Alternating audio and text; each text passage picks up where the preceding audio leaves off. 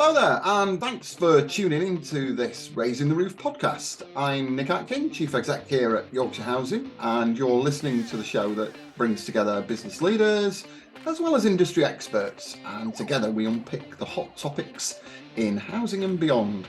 So today in episode 7 of season 2, yes, how have we managed to get there? We're focusing on all things green.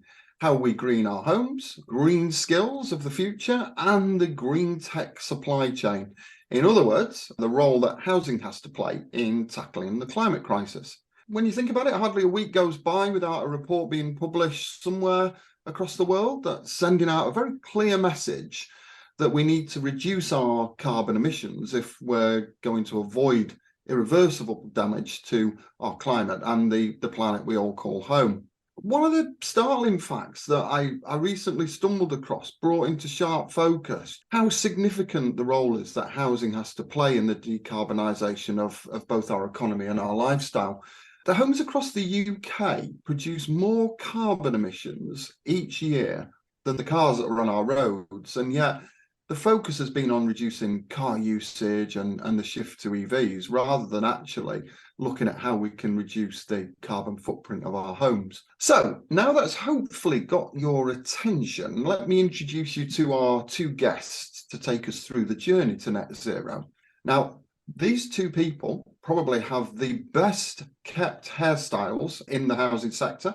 And as somebody with no hair at all, I've got very little room to talk, but they are the best coiffured guests that we've had on, I think. First up is someone who I hugely admire and have been keen to get on Raising the Roof from the very beginning, and that's Kate Henderson. Kate is the Chief Exec of the National Housing Federation, which is the trade body and the voice of housing associations across England. And I know from various meetings that I've been in with Kate just how passionate she is about tackling the housing crisis, inequality, but also climate change, and that's why she's a perfect fit for this podcast. Prior to her joining the National Housing Federation back in 2018 now, Kate was Chief Exec of the Town and Country Planning Association, but we won't hold that against you, Kate, we promise not to.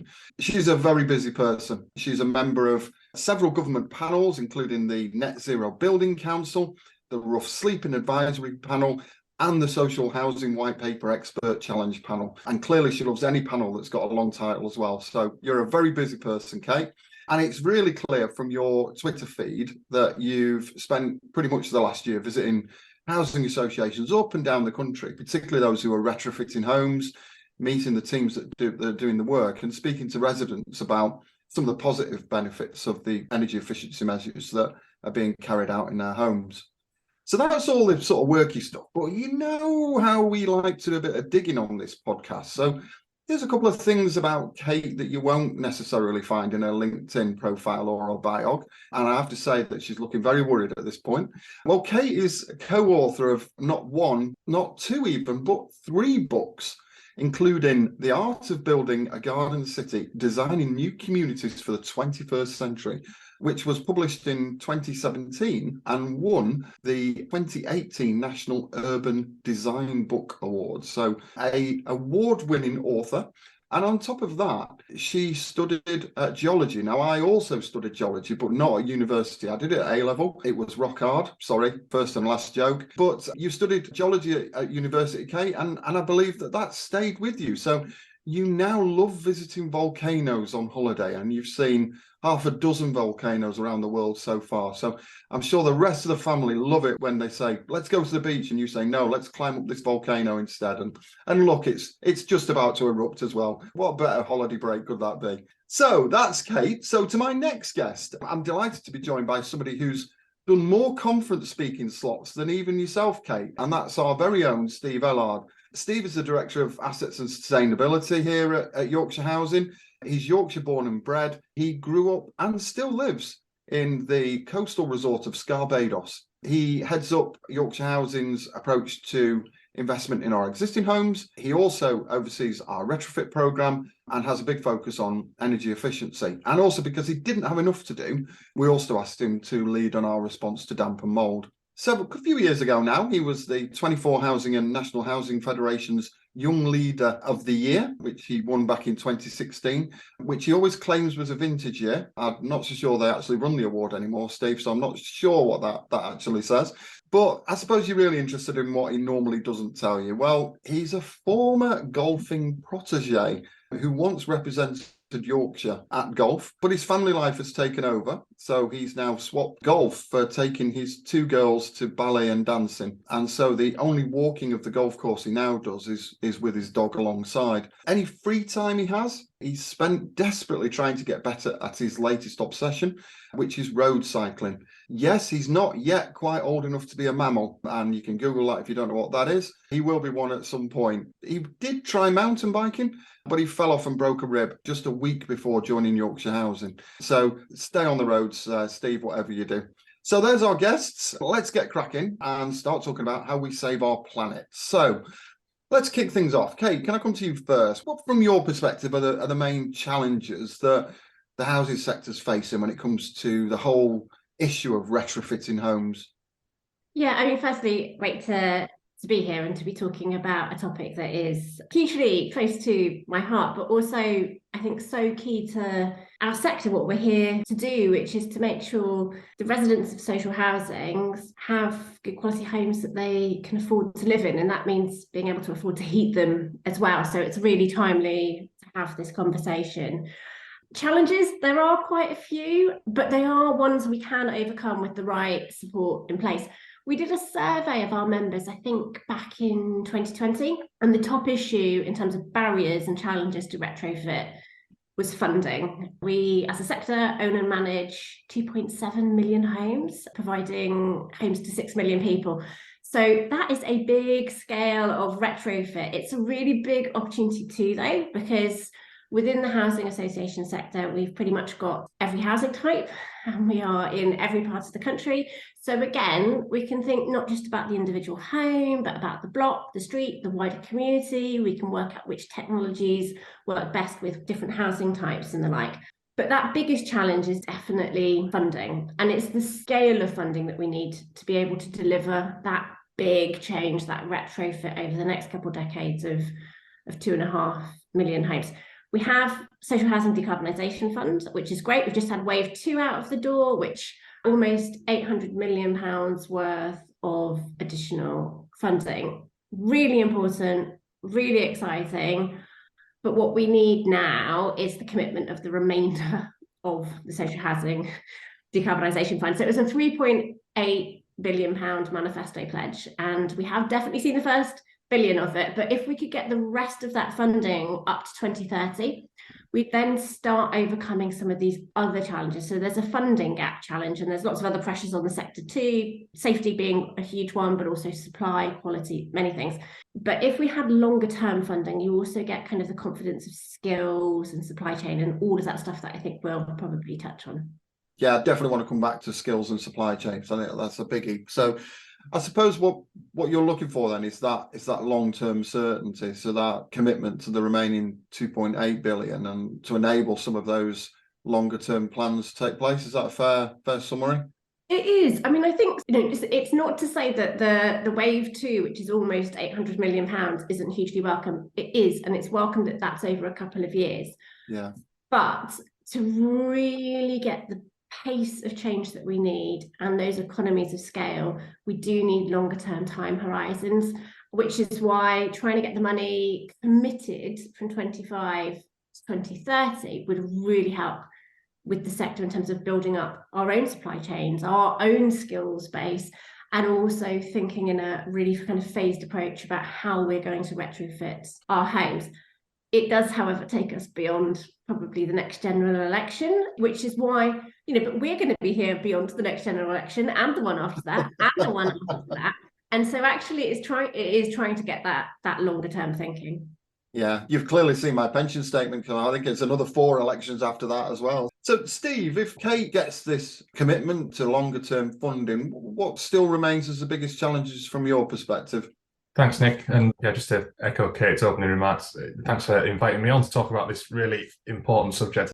I think when it comes to the main challenges around retrofitting, I think it depends on when you asked this question, don't get me wrong, I understand you're asking me the question now, but had you rewound a couple of years, my answer would have been very different. So, I would have previously said that data is a massive challenge to making sure that you take that first step on the retrofitting ladder, that it's a correct one. And strategy as well, because rewind a few years, organizations didn't really have en masse a coherent plan for how you would go about retrofit. But I think time and probably things like social housing decarbonisation fund have changed that, because whilst it's government funding, government policy and so on and so forth, it's also almost spearheaded a bit of a blueprint for how organisations should start to tackle retrofit. So it's been really welcome in that respect. If you're asking me now, as you are, then I would say that cost pressures are a big one. Just going into a little bit more detail what I mean by that. Inflation's placed a huge amount of pressure on our retrofit plans and every other housing association for that matter. If we go back a year or so ago, pound does not stretch quite as far as it did then in terms of work around things such as air source heat pumps, external wall insulation, all the inflation in those type of areas have been absolutely massive.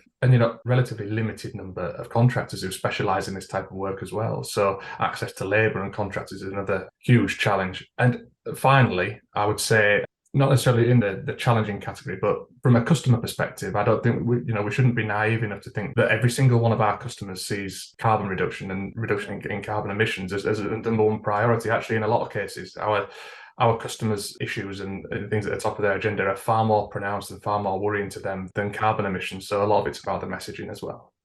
Yeah, and that's a perfect segue, Steve, to my next theme, really, which is around customer engagement. Because I think certainly one of my light bulb moments was back in September 2021, I think it was, when the Social Housing Tenants Climate Jury Report was published. And I think what that really made me realise was that retrofitting in people's homes was going to be a really hard sell.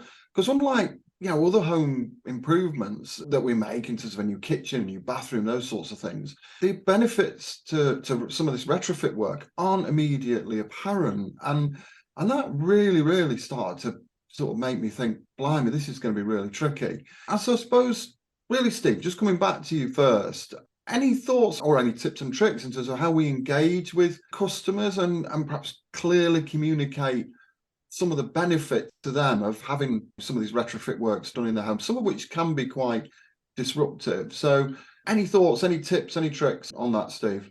We're really fortunate at Yorkshire Housing. We've got some really engaged, involved residents about this subject. We actually had a couple of residents who were involved in the tenant climate jury as well. So if we take one, for example, Steve McKenzie, is fairly well known in the sector now. Actually, there's somebody who's spoken at more conferences than I have, actually, I think. You're probably not lying there, Steve.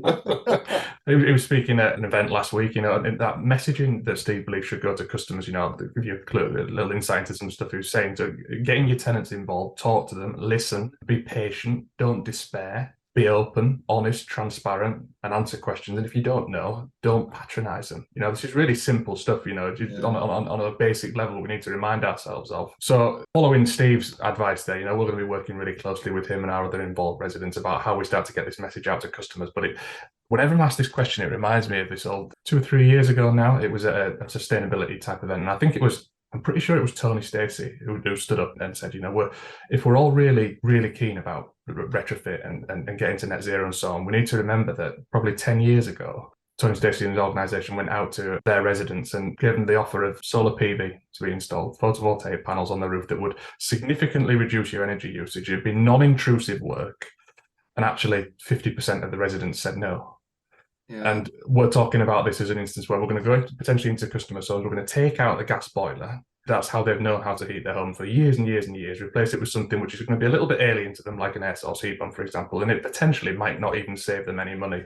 And it's going to be quite intrusive to start with. That's where we've got some really pronounced challenges about how we try and get customers on board with this. And a lot of it's about the messaging and working with customers and being honest and so on and so forth, but also about incentivizing some of the benefits as well. Yeah, that's great. Thanks, Steve. So some really good sort of tips and tricks. And yeah, the scale of the task really sort of summarised in that 50% refusal rate for solar PV. So Kate, I mentioned in my intro that you've been up and down the country visiting members and speaking to lots of customers, and just anything you've seen, any sort of thinking that the Fed's done around this in terms of how we actually sell the benefits. Yeah, so I think residents are biggest ambassadors and are actually the way of building up confidence for other residents. And when I've been out and about and I've met people who've kind of experienced retrofit programs, the things they've said to me is they don't know what net zero means, they don't calculate carbon, and they were really worried about how disruptive it was going to be.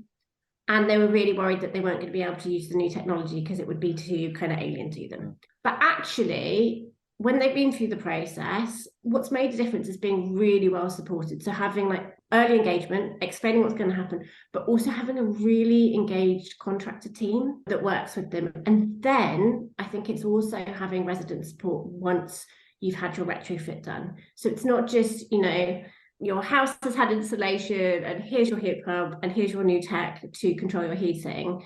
It's coming in and working with them, coming back and checking, making sure that you've got the right skills to provide the maintenance to the new tech that's gone in as well. All of those things. It certainly isn't selling the benefits of net zero. It's talking about actually your home's going to feel more comfortable. Home's going to look nicer because it's going to have had investment in the windows, in the doors. If your loft is full of old junk, but maybe it's not junk, maybe it's old memories, we'll help you with that. We can move it out, we can do the work, we can put it back in. Like this, this is going to be disruptive, but we will support you to doing that.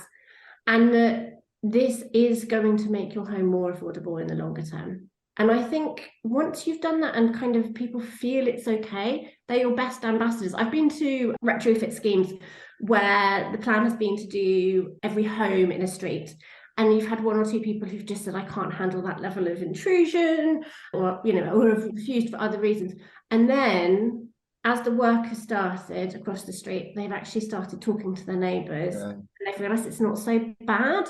This cannot, it's not always an easy solution if you've commissioned the contractor and you've got works underway, but actually then trying to be flexible enough to bring those people in to having their home included as well, because I've definitely kind of come across that a bit. And I think it really is just speaking in a much more human language about these things. Yes, of course, we need to be able to have the data and the metrics and to be assessed and to know exactly what the energy saving is and how you're improving the thermal efficiency and all of that stuff. We need to know about SAP ratings. The resident doesn't, unless they want to, then that's fine, you can share that too. But most people just want to know what's going to happen, how is it going to take, and is it going to cost me more on the other side? And I do think at a time where people are really feeling the pressure cost of living, there is a real fear actually with a traditional gas boiler. You can turn it off, you can turn your heating off, and a lot of people have been, unfortunately, because they're so worried about a cost. I think when you've got a heat pump and it's on all of the time, that as well feels a bit scary, that you've got less control. So again, really having good understanding, empathy of where people are, and then supporting them through the change. That's a really good point that Kate just made there, particularly around the aftercare as well. If we take an air source heat pump as an example, what we've been guilty of as a sector is installing technologies such like this and leaving people to it. And as Kate mentions there about, the idea for an air source heat pump is it runs continually. But what we found is that in a number of instances is people have gone to turn them off and then realise actually when they turn it back on and so on and so forth, the heating bills absolutely skyrocket, the system's not working as efficiently as it should be and so on and so forth. So that aftercare is really important, but also just a quick word for smart tech as well. So what we've learned from over our retrofit activity we've been doing is, that there's a concern from a resident perspective around privacy and the installation of sensors in the home and so on and so forth. But from a retrofit perspective, actually, if we can get the approval to, and the agreement with residents to install that smart tech before we undertake the work, then we can genuinely illustrate the whole life journey of how your home was performing prior to the work, how it's performing during, and then afterwards, to really illustrate the benefits of why it was worthwhile doing this type of stuff. So, and in turn, building some of that trust around smart tech, which is going to be integral to how we move forward with this in the sector. That trust point's a really important one, because residents generally do trust their landlord to fix stuff, or if they've got a problem, with their finances, actually speaking to the income support team. There is a trusted relationship between resident and landlords. And I think one of the things that we, as we're rolling out these retrofit programs, is trying to work out, making sure that all of the people that the resident might come into contact with have a positive view about retrofit, or at least know where to signpost. So again, I've spoken to residents who've had people come in and fix something, and they've said, I've had this leaflet through that says, I can have, insulation installed, And the person who's come in to fix the boiler has been like, oh no, don't bother with that newfangled stuff, it doesn't work.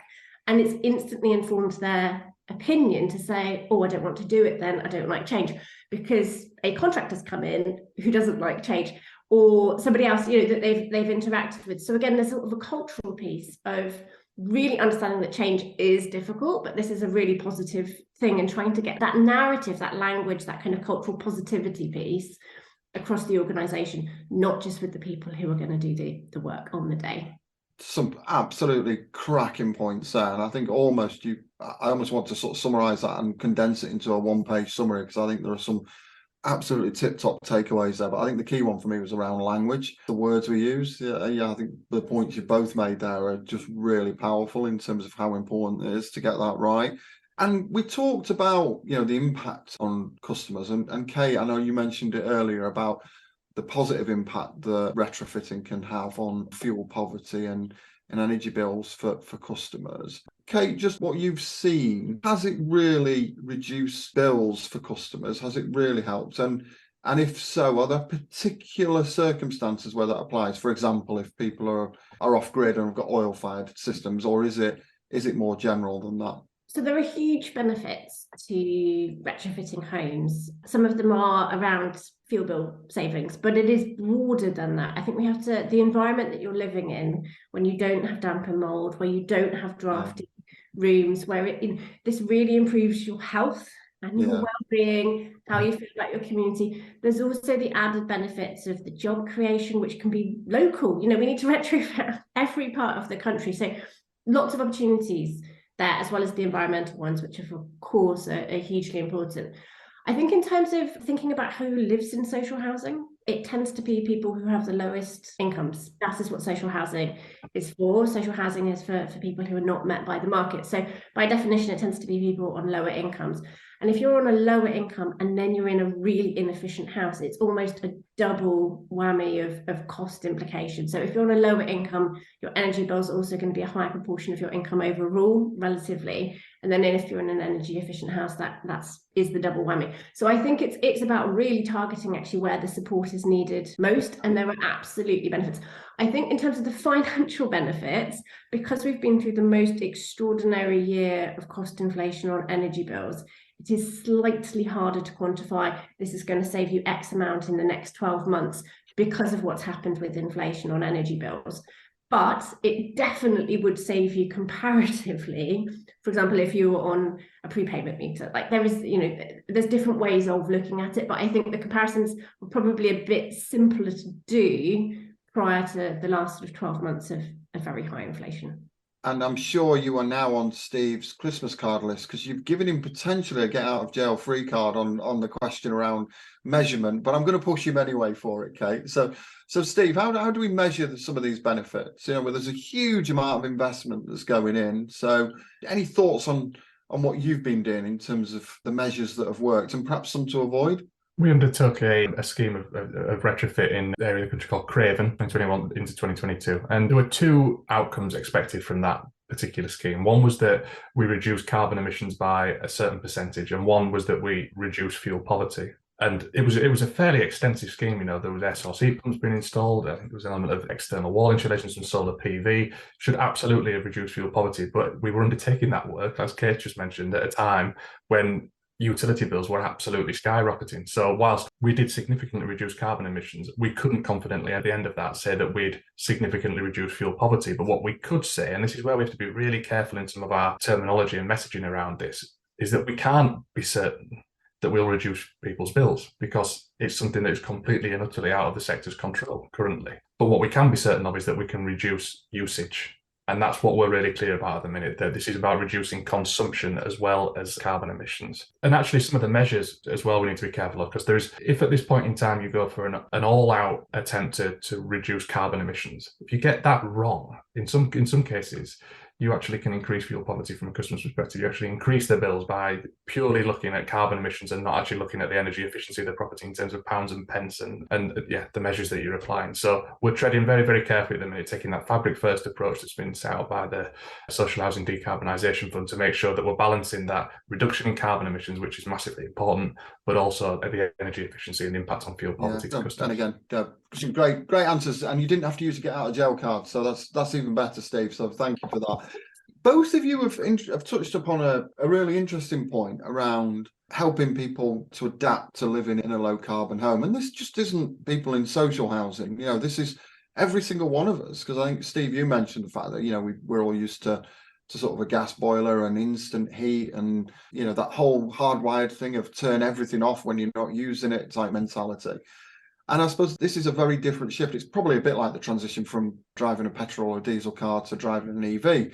It's still the same overall, but actually the way that you use it is very different. So again, any thoughts on how we can help our customers and ourselves to make that transition, to adapt to living in a low carbon home? Because I was really struck by a conversation I had with a very senior person in a very, very forward-thinking building company who admitted to me that they had turned their air source heat pump off because they really couldn't face leaving it on overnight, and then got a large fuel bill. So this is everybody. This is about changing all of our behaviours. So I'll come back to you first, Steve, just on this. Just any thoughts on how we can help us all to adapt?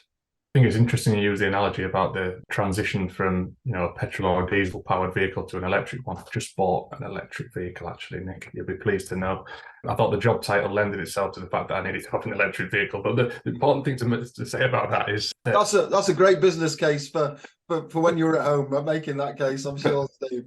But I must admit, it's not been a particularly difficult transition, apart from the installer, but the charging kits and so on and so forth. Actually, I think the messaging from the auto industry sector about that transition to electric vehicles is pretty good. I think, actually, and you love to use the example of from a Tesla perspective. Their messaging around how you purchase the vehicle, how it runs, it's absolutely spot on. It completely changes the landscape in terms of that transition. Let's talk about for domestic dwellings, though. One is we do absolutely need to get the messaging right, and I think there's a lot of fears around things such as air source heat pumps that they don't work in the cold, that you don't want to leave them on because they're using your fuel bills will go through the roof, and it's just dispelling a lot of these myths, actually, because take some Northern European countries where actually they've got the highest uptake of air source heat pumps, are also some of the coldest nations in Europe as well. So this technology does work. It is proven, and actually it's getting better as time goes on. These systems are more and more efficient. So it's just about, again, really clear messaging and dispelling some of these myths, actually, because the future, this low carbon future that we talk about, the solutions that are in place are likely to be light years ahead of where we are now. Kate, anything you want to add to what Steve's brought in there?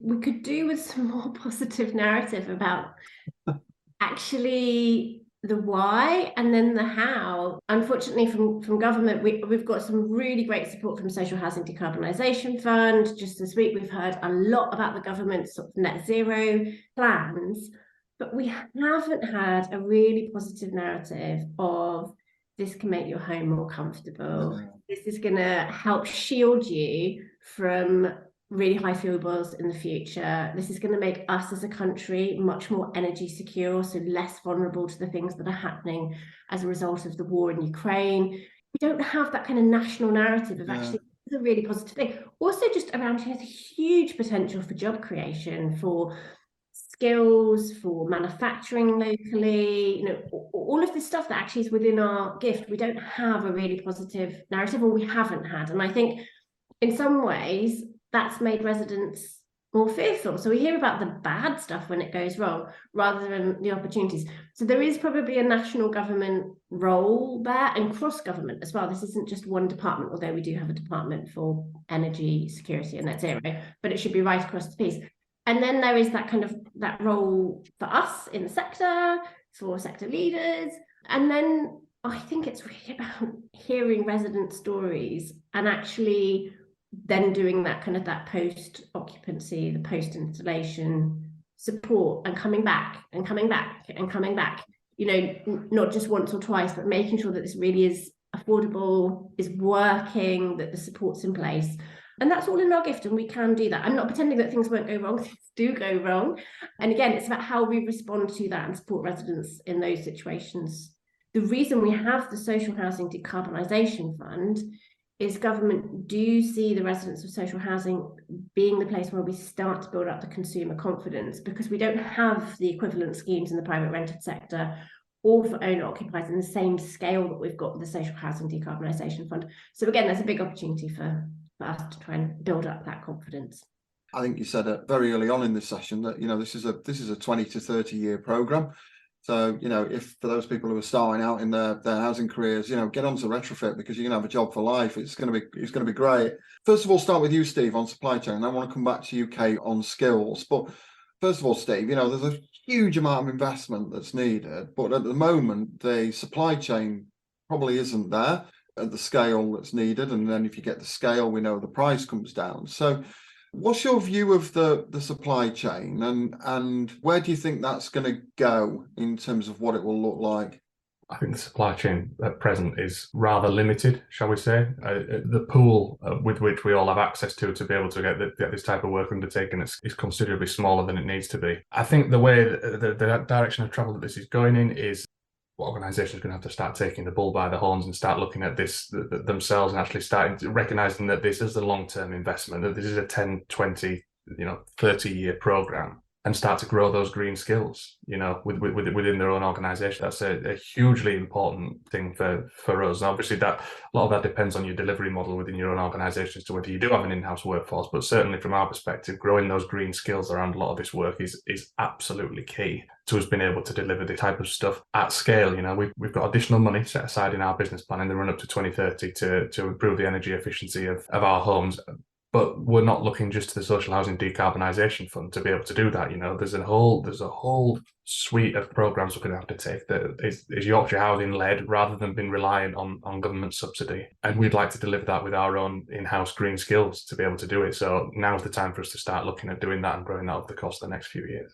Yeah, and what would be your message to the supply chain, Steve, or perhaps a business that was thinking of scaling up from its current activity levels, or indeed perhaps a boiler manufacturer that's sort of thinking, I need to probably switch horses here, and maybe air source or ground source heat pumps is looking like the future? What would be your quick message to them?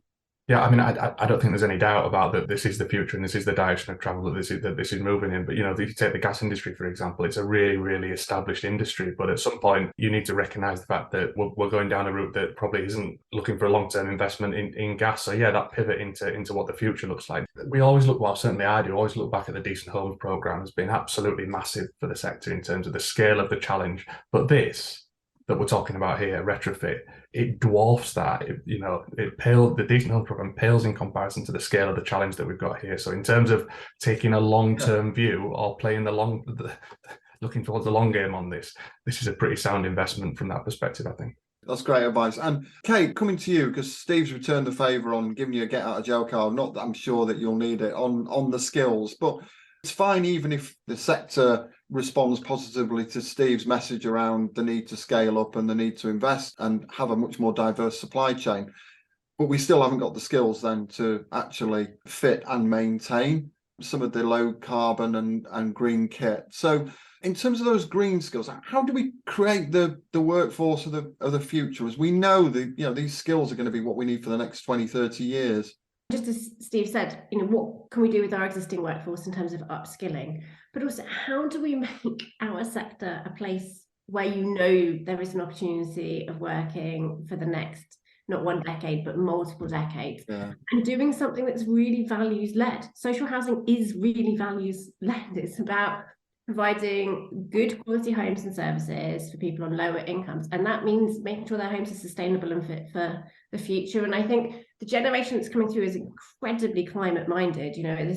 If we look at kind of voting demographics, climate change is really, really high up there with younger people. And again, making this a place where you can make a really tangible, meaningful difference through your career for coming to work in social housing on retrofit and on sustainable new build. And I think that's something at the Fed that we should be looking at doing in terms of how we work with government. But there is also something around government's length of funding and direction of travel to build up that confidence as well. Because I think we have had a number of programs, whether it's been things like feed-in tariffs on solar at photovoltaics, which have been really stop-start.